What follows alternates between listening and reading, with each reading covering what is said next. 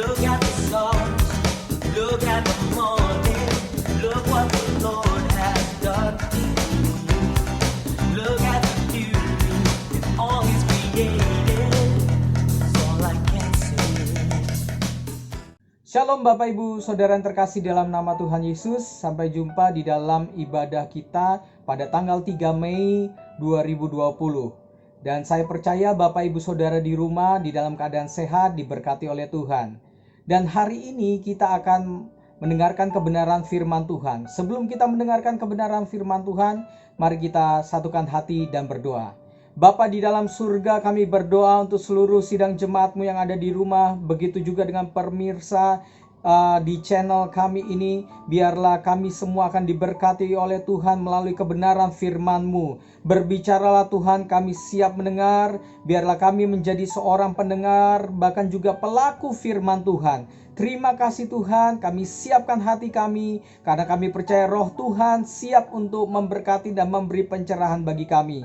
Di dalam nama Tuhan Yesus kami berdoa. Haleluya, haleluya. Amin.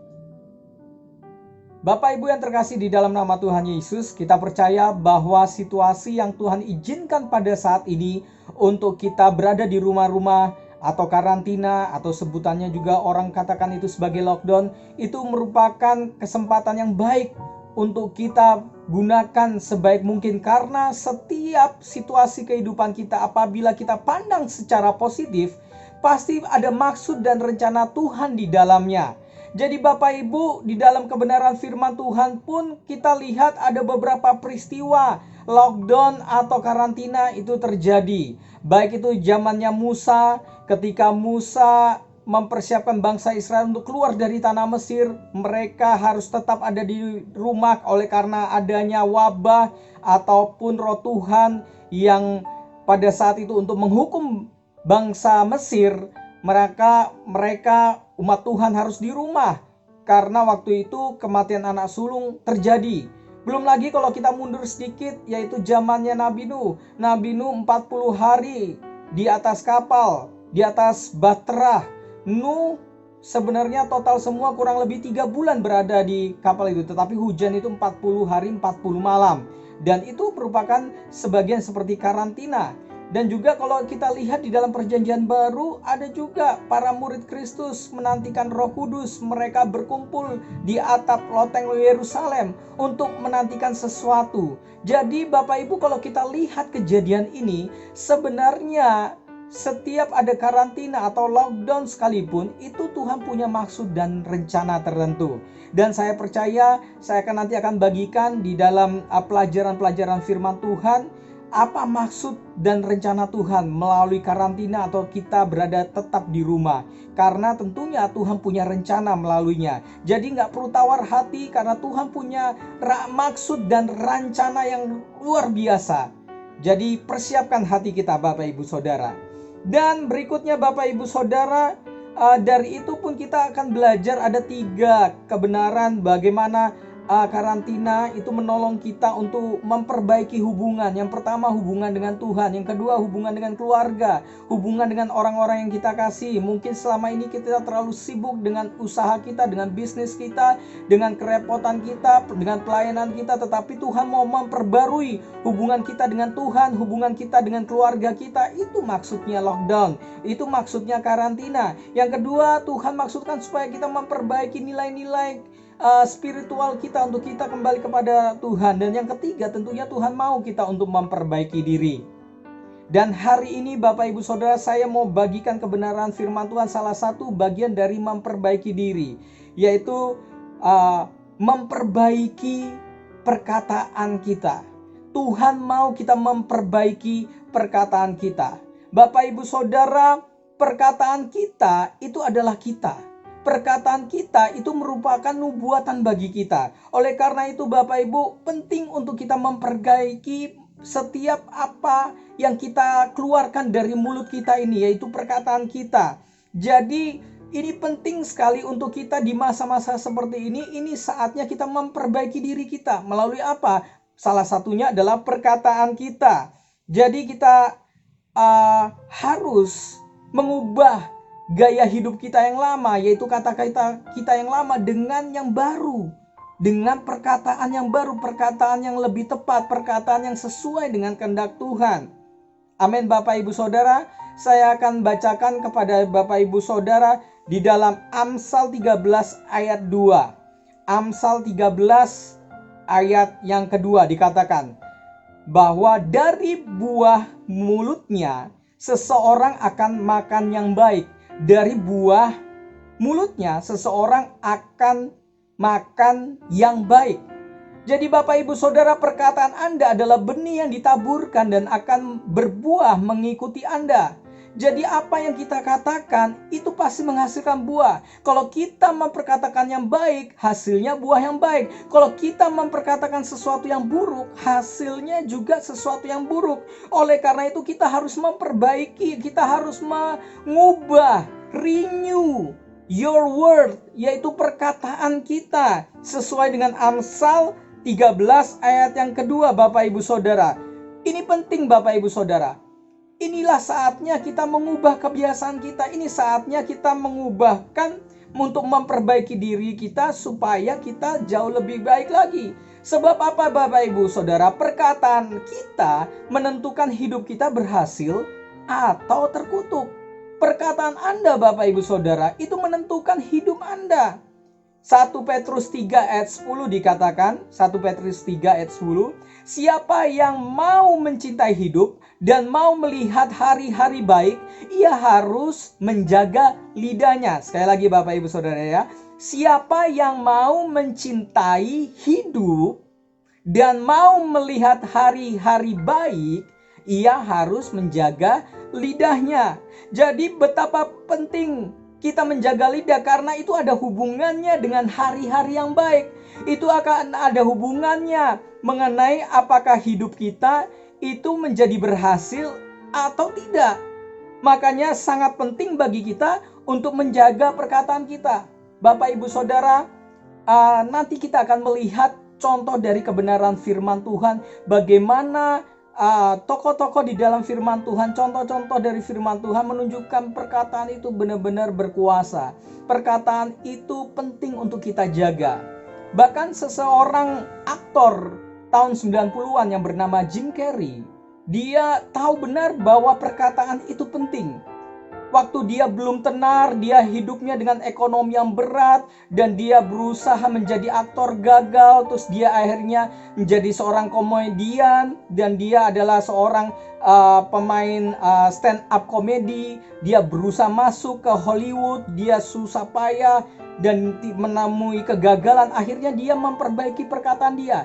Dia tulis satu lembar cek kosong. Dia tulis bahwa dia menerima upah 10 juta dolar. Dan dia katakan, saya akan menerima 10 juta dolar dari saya bermain film di Hollywood. Dan dia katakan ini setiap hari.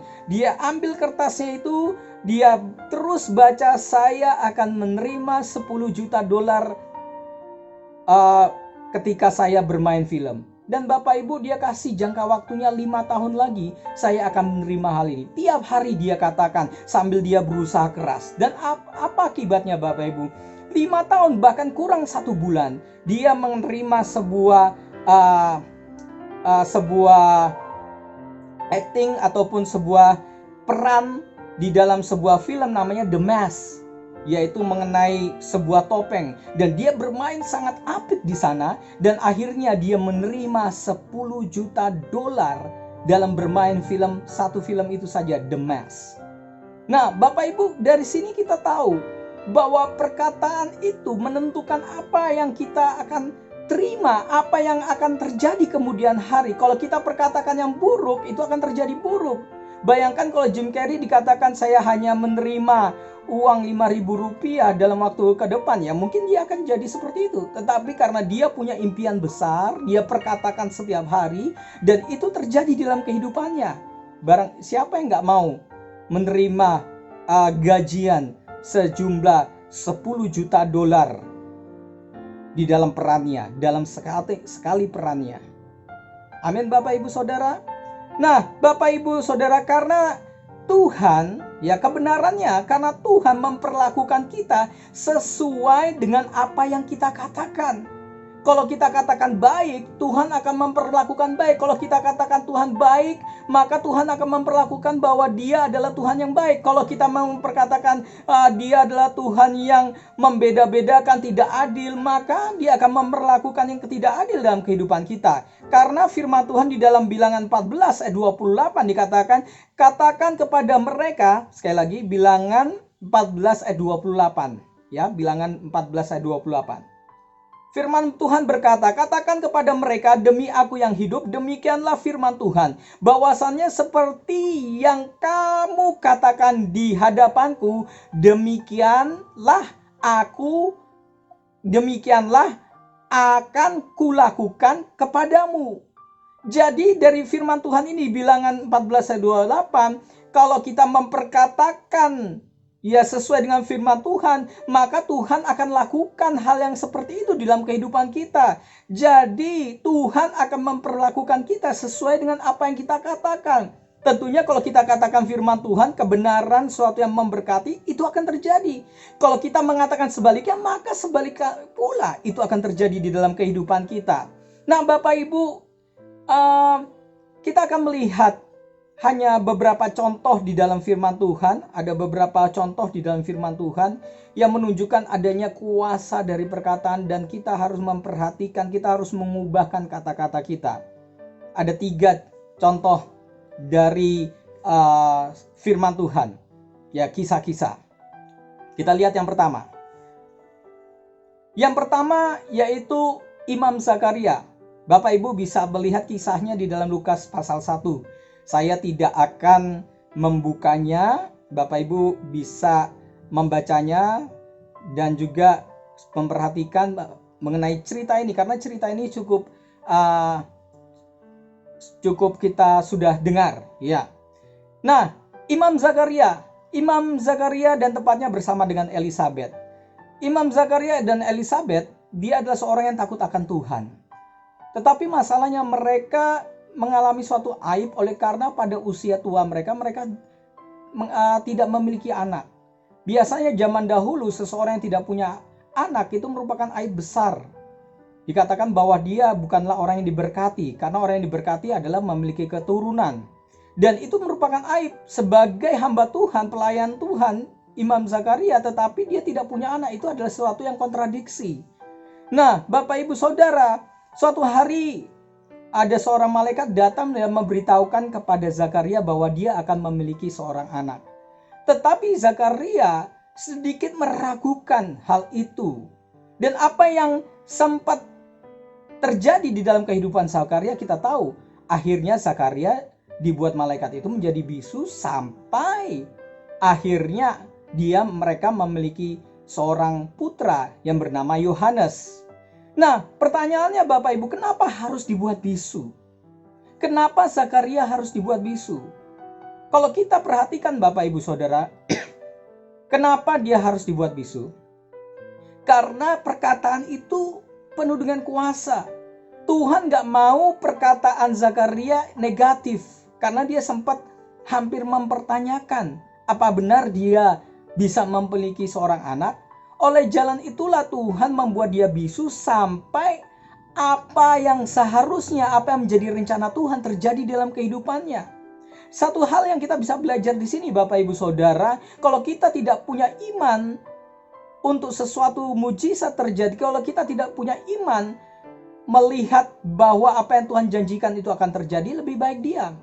Oleh karena itu Zakaria dibuat dia bisu sampai rencana Tuhan terjadi dalam kehidupannya. Karena apa? Perkataannya Zakaria yang negatif bisa membatalkan semua janji Tuhan, bisa membatalkan mujizat terjadi di dalam kehidupan Zakaria.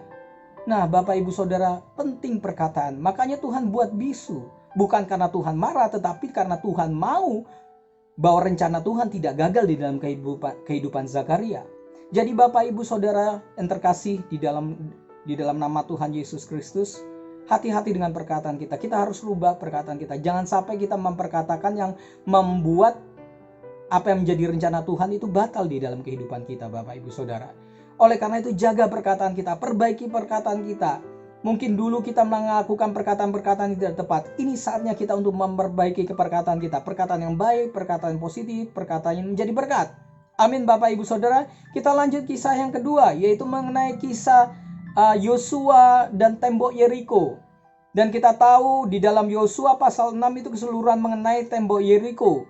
Dan ceritanya sudah umum Bapak Ibu Saudara pasti sudah mengetahuinya. Di mana mereka yaitu bangsa Israel ini ingin masuk ke tanah perjanjian. Ada suatu kota besar yang berkubu, temboknya cukup besar dan tebal. Itu sangat sukar untuk ditaklukkan ataupun dirubuhkan. Dan Tuhan menyuruh mereka berkeliling 6 hari, hari yang ketujuh mereka bersorak-sorai. Yang uniknya Bapak Ibu Saudara, kenapa mereka harus berkeliling 6 hari dan tidak boleh mengeluarkan satu kata pun? Mereka hanya berputar mengelilingi kota itu. Intinya Tuhan mau supaya bangsa Israel diam. Tidak bicara. Karena apa Bapak Ibu Saudara? Karena perkataan itu penuh dengan kuasa. Jangan sampai bangsa Israel selama dia berkeliling dia mengucapkan kata-kata yang negatif. Karena kata-kata yang negatif itu bisa membatalkan apa yang menjadi rencana Tuhan di dalam kehidupannya. Makanya Tuhan suruh mereka berdiam. Baru hari yang ketujuh mereka bersorak-sorai memuji Tuhan dan tembok itu runtuh. Nah Bapak Ibu Saudara, kita lihat sekali lagi dari kisah sejarah firman Tuhan bahwa perkataan itu bisa membatalkan rencana yang baik dari Tuhan di dalam kehidupan kita. Lebih baik kita diam dari kita berkata-kata dan itu akhirnya membatalkan ketika kita memperkatakan sesuatu yang tidak tepat, perkataan yang negatif, perkataan yang tidak membangun. Jadi Bapak Ibu Saudara, mulai hari ini hentikan perkataan yang negatif. Hentikan perkataan yang tidak membangun. Hentikan perkataan kepada siapapun yang tidak benar, yang tidak membangun, apalagi gosip. Apalagi sesuatu yang tidak benar. Mari kita ubah segala perkataan kita supaya kita mendapatkan janji Tuhan yang utuh yang Tuhan janjikan bagi kita semua. Kita belajar dari tembok Yeriko dan pada saat waktunya yang tepat mereka bersorak-sorai menggunakan perkataan mereka untuk memuji nama Tuhan, maka musuh dikalahkan. Maka tembok Yeriko dihancurkan. Amin Bapak Ibu Saudara. Yang ketiga yaitu kisah bagaimana Tuhan Yesus ada di Danau Galilea. Di dalam Markus 4 ayat yang ke-39 dikatakan lalu angin itu reda dan danau itu menjadi teduh sekali ketika Tuhan memerintahkan danau itu untuk menjadi teduh. Dan kita lihat bagaimana ada kuasa di dalam sebuah perkataan ketika Tuhan Yesus memperkatakan perkataan yang tepat, yang positif. Tuhan perintahkan danau itu, angin itu untuk berhenti, danau itu menjadi tenang dan akhirnya danau itu menjadi teduh sekali. Nah Bapak Ibu Saudara, kalau kita menggunakan perkataan kita, mengubahkan perkataan kita sehari-hari kita dengan perkataan yang positif, walaupun situasi dan kondisi sekarang banyak yang negatif, walaupun situasi tidak mendukung kita, tidak ramah, tidak baik, ekonomi sedang kacau balau, tetapi kita harus tetap memperkatakan yang positif.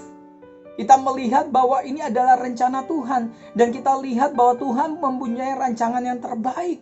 Meskipun awalnya nampaknya berat, meskipun ketika kita melihat secara langsung pertolongan belum nampak, tapi ketika kita tetap yakin kepada Tuhan, percaya kepada Tuhan dan memperkatakan perkataan positif, saya percaya Tuhan akan membuat perkataan kita menjadi nubuatan untuk kita sendiri.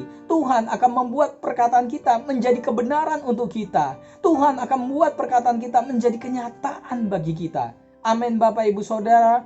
Jadi dari apa yang saya bagikan hari ini, ada kebenaran yang Tuhan mau tuntut untuk kita lakukan, yaitu perbaiki perkataan kita. Mari kita restorasi perkataan kita. Mari kita ubahkan perkataan kita. Jadi renew your word. Renew your speaking. Apa yang kita katakan kita perbarui, kita perbaiki. Jadi perbaiki perkataan kita kepada Tuhan. Naikkan pujian-pujian pengagungan kepada Tuhan. Kalau selama ini mungkin kita mempertanyakan, Tuhan mana Tuhan pertolonganmu, mana Tuhan mujizatmu, mana Tuhan janjimu, ini kita perbaiki. Senantiasa bersyukur, senantiasa kita memuji Tuhan, memuliakan Tuhan walaupun kita belum menerima. Kita percaya, kita berdoa, kita sudah menerimanya, dan itu akan terjadi sesuai dengan apa yang kita katakan. Karena itu adalah kebenaran firman Tuhan. Berikutnya, mari kita ubah perkataan kita dengan berbanyak doa daripada kita berbanyak perkataan gosip, perkataan negatif, perkataan menuntut orang lain. Perbanyak kata-kata doa-doa kita kepada Tuhan. Minta mujizat, minta pertolongan bagi diri kita, bagi keluarga kita, bagi orang-orang di sekeliling kita, bagi gereja kita, bagi semuanya, bahkan bagi bangsa dan negara kita. Naikkan doa-doamu, Bapak Ibu Saudara. Berikutnya, mari kita ubah perkataan kita kepada keluarga kita, kepada istri, anak, kepada suami, kepada keluarga, kepada orang-orang yang kita kasih. Mari kita ubah perkataan kita. Dan kita ubah perkataan kita atas situasi hidup kita pada saat ini. Walaupun kita tahu virus ataupun pandemik sedang terjadi di bangsa kita, bahkan bangsa-bangsa yang lain, mari kita perkatakan perkataan yang positif. Dan percaya Bapak Ibu Saudara, sesuatu yang terbaik akan datang bagi kita. Amin Bapak Ibu Saudara. Saya percaya ketika kita terus memperbaiki perkataan kita dan kita mengubahkan kata-kata kita daripada kita menuntut orang lain, daripada kita mengutuki orang lain, lebih baik kita memberkati, kita melepaskan berkat dengan doa-doa kita. Kita percaya bahwa pandemik ini akan segera berakhir, bahwa pandemik ini akan selesai, dan bangsa kita akan diberkati oleh Tuhan untuk menjadi berkat. Amin Bapak Ibu Saudara. Saya mau tutup di dalam doa untuk Bapak Ibu Saudara kita semua. Mari kita berdoa. Bapa di dalam surga, kami berdoa untuk seluruh sidang jemaat-Mu yang ada di rumah ataupun di mana saja, setiap pemirsa melalui channel ini. Kiranya Tuhan memberkati kami. Ini saatnya kami mengubahkan diri kami dengan mengubahkan setiap perkataan kami. Biarlah perkataan kami adalah perkataan yang positif, yang membangun, perkataan yang sesuai dengan firman. Kami berdoa di dalam nama Tuhan Yesus. Ubahkan kami semua Tuhan. Meskipun keadaan kami belum baik, meskipun situasi kami belum seperti yang kami harapkan, tetapi kami mulai memperkatakan yang positif, mulai memperkatakan yang baik, mulai perkatakan, bahkan menubuatkan diri kami dalam keadaan baik dan diberkati oleh Tuhan untuk menjadi berkat bagi yang lain. Terima kasih Bapa. Mungkin di antara kami sedang ada yang sakit, Tuhan jamah sembuhkan kami. Yang sedang putus asa, bangkitkan semangat kami. Masalah ekonomi, Tuhan berkati kami. Dan kami percaya ini saatnya lawatan Tuhan, pertolongan Tuhan akan segera nyata bagi kami. Terima kasih Tuhan. Kami percaya yang terbaik daripada Tuhan akan terjadi dalam kehidupan kami. Di dalam nama Tuhan Yesus kami berdoa. Amin. Jadi Bapak Ibu Saudara yang terkasih dalam nama Tuhan, saya rindukan kita semua diberkati oleh Tuhan dan tetap sehat, tetap kuat di dalam Tuhan, sehingga kita terus melihat bahwa Tuhan punya rencana yang indah. Bahkan di tengah-tengah krisis sekalipun, Tuhan pasti akan memberkati kita semua. Amin Bapak Ibu Saudara. Pada saat ini kita akan masuk di dalam perjamuan kudus. Bapak Ibu bisa masuk mempersiapkan perjamuan kudus dan mempersiapkan video perjamuan kudus yang sudah disiapkan melalui grup-grup WA. Tuhan Yesus memberkati. Shalom.